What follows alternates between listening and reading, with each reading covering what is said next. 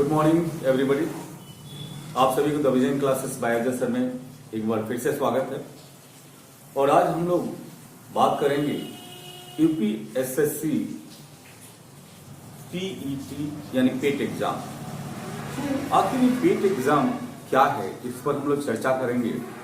अब उत्तर प्रदेश अधीनस्थ सेवा संवर्ग में, चाहे वह समूह घ की नौकरी हो या ग की नौकरी हो, उसके लिए पेट का होना यानी पेट क्वालिफाई होना आवश्यक है। यह बिल्कुल उसी प्रकार से है जिस प्रकार से एक टीचर बनने के लिए सीटेट का होना या बीटेट का होना या स्टेट का होना आवश्यक होता है। उसी तरह से उत्तर प्रदेश सरकार ने पहली बार इसने क्या किया है कि पेट को लाया है। और अब वहां जो छोटी या समूह ख के हो या ग की नौकरियां हैं, उसके लिए आपको क्या करना होगा कि सबसे पहले पेट क्वालिफाई करना होगा। अगर आप पेट क्वालिफाई कर जाते हैं तभी क्या होगा कि आप उससे संबंधित कोई भी जो पद आ रहे हैं उस पदों के लिए आप आवेदन कर सकते हैं, अन्यथा नहीं। तो आइए चर्चा कर लेते हैं, एक बार नजर डाल लेते हैं कि यूपी SSC पेट में क्या है और किस तरह से होने वाला है। क्या इसका असर बिहार में भी पड़ेगा, MP में भी पड़ेगा और अन्य राज्यों पर पड़ेगा कि नहीं। तो मेरा मानना है कि जिस तरह से उत्तर प्रदेश सरकार ने पहली बार पेट को लाया है, पेट क्वालिफाई होना जरूरी है, तो यह देखकर जितने भी लगभग हिंदी भाषी क्षेत्र हैं उन सभी में पेट 1 या 2 साल के बाद यह लागू कर दिया जाएगा, जहां तक मेरा मानना है।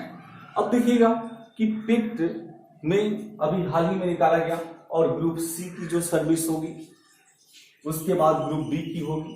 तो इन सब की जो वैकेंसियां होंगी तभी आप डाल पाओगे जब आप क्या हो, पेट क्वालिफाई हो, ठीक है। और इसकी डेट जो आई है वह 25 मई से लेकर 21 जून रखा गया है, यानी 25 मई से आवेदन लेना शुरू किया गया और 21 जून तक भरा जाएगा।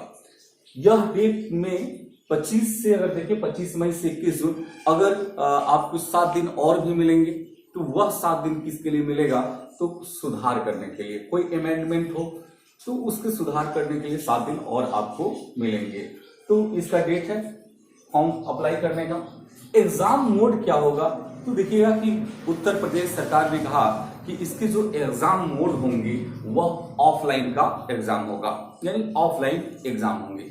जब ऑफलाइन एग्जाम होंगे तो आपके जहन में ये बात आएगा कि आखिर भाई ऑफलाइन के एग्जाम में अभी कोरोना काल चल रहा है, तो कोरोना काल में कैसे हो पाएगा।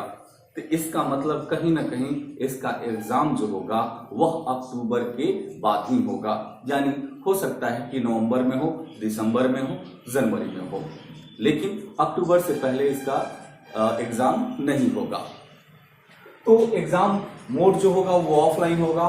उसके बाद अगर देखेंगे कि क्या इस एग्जाम में निगेटिव मार्किंग होगी या नहीं होगी, तो इस एग्जाम में निगेटिव मार्किंग का प्रावधान रखा गया है।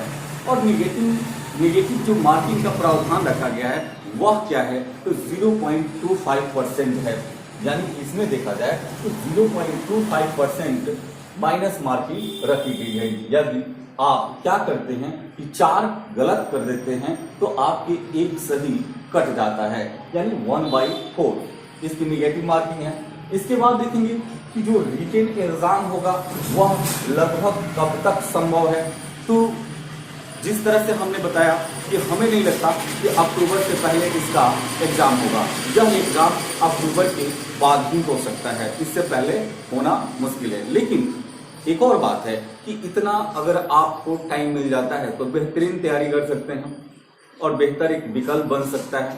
यह भीड़ को कम करने के लिए किया गया है, ताकि क्या हो कि पेट अगर एग्जाम ले लेते हैं तो बहुत सारे जो बच्चे हैं जो इस तरह फॉर्म अप्लाई कर देते हैं और फॉर्म अप्लाई करने के बाद वहां पर रस हो जाता है, तो उस रस को कम करने के लिए है और यह कहीं ना कहीं पढ़ने वाले बच्चे के लिए बेहतरीन अवसर है। इसके बाद एज रखा गया है, यानी अगर पेट में फॉर्म अप्लाई करते हैं तो एज कितना रखा गया, तो 18 से 40। यानी 18 से 40। मिनिमम अगर देखें तो 18 है और 40 मैक्सिमम है, और ये सिर्फ जनरल कैटेगरी के लिए है। लेकिन अगर आप ओबीसी एससी एसटी में आते हैं, यानी ओबीसी एसटी में आते हैं, तो गवर्नमेंट के नॉर्म के जैसा आपको छूट मिलेगा। जैसे एससी एसटी हैं तो 5 साल का छूट मिलेगा, ओबीसी में है तो आपको 3 साल का छूट मिलेगा। मतलब यहाँ ओबीसी के हैं तो 43 साल, ठीक है, एससी एसटी हैं तो आपको 45 ईयर्स मैक्सिमम एज में छूट मिलेगा। इसके बाद देखेंगे कि इसके लिए क्वालिफिकेशन क्या रखा गया। इसके लिए जो क्वालिफिकेशन रखा गया है, योग्यता रखी गई है, वह क्या रखी गई है, तो यहां कहा कि मैट्रिक, यानी यह मिनिमम इसकी क्वालिफिकेशन उसमें पीट की एग्जाम देने के लिए, फॉर्म अप्लाई करने के लिए आपको मैट्रिक का होना आवश्यक है। लेकिन शर्त भी है कि कुछ ऐसी वैकेंसियां उसमें आएगी उत्तर प्रदेश अधीनस्थ सेवा संवर्ग में, तो कुछ ऐसी वैकेंसियां भी जो आएगी तो जो ग्रेजुएशन लेवल पर होगा, इंटर स्तरीय होगा, तो वहां पर पेट क्वालिफाई के साथ साथ वो डिग्री का होना आवश्यक हो जाएगा।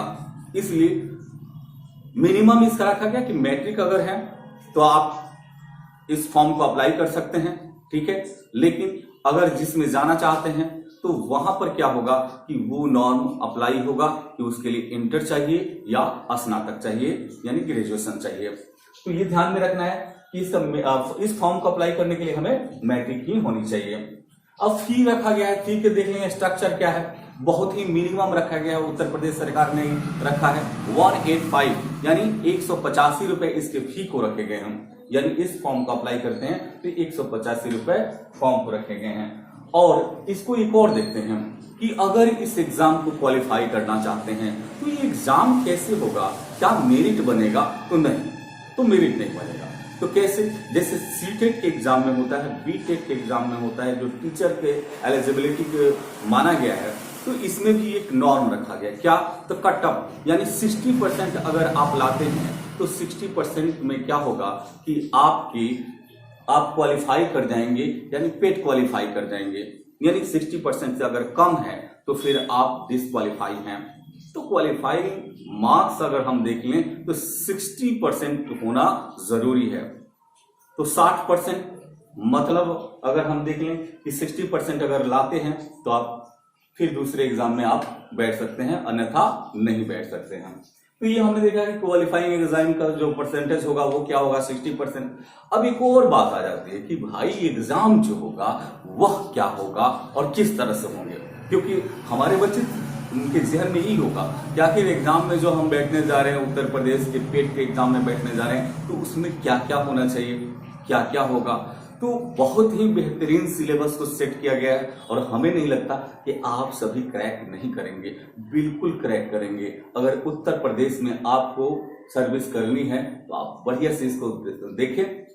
एक और बात है कि उत्तर प्रदेश में स्थिति क्या है, तो वहां के जो निवासी हैं उनको सारी छूट मिलेगी, लेकिन बाहर के जो भी लोग हैं, जो भी अभ्यर्थी हैं, अगर उत्तर प्रदेश में सर्विस करना चाहते हैं तो वह जनरल कैटेगरी में ही आते हैं। अब आपको ना तो ओबीसी की वहां छूट मिलता है, ना एससी की छूट मिलता है, ना एसटी की छूट मिलता है, और ना ही जनरल कैटेगरी के जो 10% छूट दिया गया है वो मिलता है। मतलब हम सभी जितने भी हैं जो छूट की कैटेगरी में आएंगे वो सब वहां उत्तर प्रदेश में जाने के बाद हमें क्या करना होगा कि जनरल कैटेगरी में ही फाइट करना होगा, ठीक है। तो इसके बाद और चलते हैं कि इसके सिलेबस क्या होंगे। तो सिलेबस को अगर हम ध्यान में रखें तो इसके सिलेबस जो होंगे 100 नंबर का होगा, यानी 100 मार्क्स का होगा, और 100 मार्क्स में क्या क्या पूछे जाएंगे इस पर चर्चा करते हैं। तो बने रहें वीडियो के अंत तक, ठीक है। जीके जीएस अगर देख लें 50 क्वेश्चन, तो जीके जीएस की बात आती है तो मेरे चेहरे पर थोड़ी सी स्माइल जरूर आ जाता है, क्योंकि यह तो समंदर है और समंदर में डूब के जाना है, तो डूबना तो पड़ेगा ही, डूबिए, बिल्कुल डूबिए। तो जीके जीएस अगर देखें तो 50 क्वेश्चन होंगे, यानी 50 नंबर का होगा, यानी 50% यह जो है जीके जीएस का खेल होगा।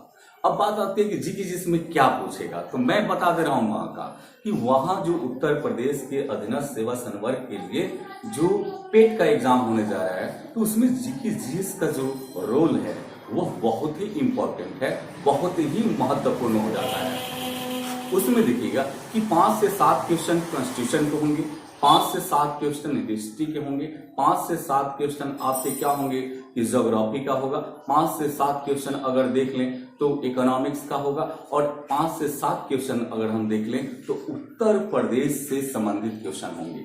ऐसे करके 50 क्वेश्चन होंगे, और इस 50 क्वेश्चन में अगर आप, इस पर भी हम चर्चा करेंगे दूसरे वीडियो में आके, ठीक है, क्योंकि लंबा हो जाएगा तो फिर मजा नहीं आएगा। तो जीके जीएस कितना होगा, 50 नंबर का होगा। उसके बाद मैथ और रीजनिंग मिलाकर 30 नंबर का होगा, यानी 30 क्वेश्चन होंगे मैथ और रीजनिंग। तो थोड़ा सा देख लें कि 15 क्या होगा कि मैथ का होगा और 15 क्या होगा रीजनिंग का होगा, या ज्यादातर संभावना है कि 10 क्वेश्चन मैथ का होगा और 20 क्वेश्चन जो होंगे वह रीजनिंग का होगा। तो हमें नहीं लगता कि यह आपके लिए भारी पड़ेगा, ठीक है। इसके बाद हिंदी देखें, हिंदी ग्रामर से आएगा, जैसे आ गया विपरीतार्थक शब्द आ गया, पर्यायवाची शब्द आ गया, इसके बाद समास पूछ लिया कि कौन सा समास है। इस तरह से जो क्वेश्चन आएंगे तो हिंदी के लगभग 15 प्रश्न आएंगे। तो 15 प्रश्न यहां से बनते हैं, और इंग्लिश के 5 क्वेश्चन आएंगे। तो जरा देखिएगा ये जो सिलेबस जो टच किया गया है, थोड़ा सा रीजनिंग को हटा दिया जाए तो यह लगभग बिहार कांस्टेबल से मैच करता है, और बहुत ऐसे एग्जाम हैं जिससे यह सिलेबस क्या करता है कि यह मैच करता है। तो कहीं ना किसी न किसी दृष्टि से अगर देखा जाए तो पेट क्वालिफाई करना बहुत ही आसान है, लेकिन सही सार्थक तरीके से आपकी तैयारी होगी तब, अन्यथा मुश्किल हो जाएगा। अगर उत्तर प्रदेश में आप किसी भी संवर्ग में सेवादान देना चाहते हैं तो आपको पहले पेट क्वालिफाई करना ही होगा, और आप लोग सावधान हो जाएं, जो लोग भी जिस स्टेट में हैं तो वह जल्द ही 1-2 सालों के बाद तक यह नॉर्म सभी में लागू हो जाएगा, यानी सबको पेट क्वालिफाई करना पड़ेगा। बिहार वाले हैं तो बिहार पेट एग्जाम क्वालिफाई करना होगा, मध्य प्रदेश वाले हैं तो मध्य प्रदेश पेट क्वालिफाई करना पड़ेगा, वेस्ट बंगाल वाले हैं तो वेस्ट बंगाल पेट क्वालिफाई करना पड़ेगा, ऐसे करके झारखंड वाले हैं तो झारखंड वाले को करना पड़ेगा। तो ऐसे करके सभी स्टेट को, सभी राज्यों को पेट क्वालिफाई करना ही पड़ेगा, क्योंकि उत्तर प्रदेश ने शुरुआत की है, और जब शुरुआत हमारे देश में हो गई है तो मुझे नहीं लगता कि कोई भी राज्य बच पाएगा।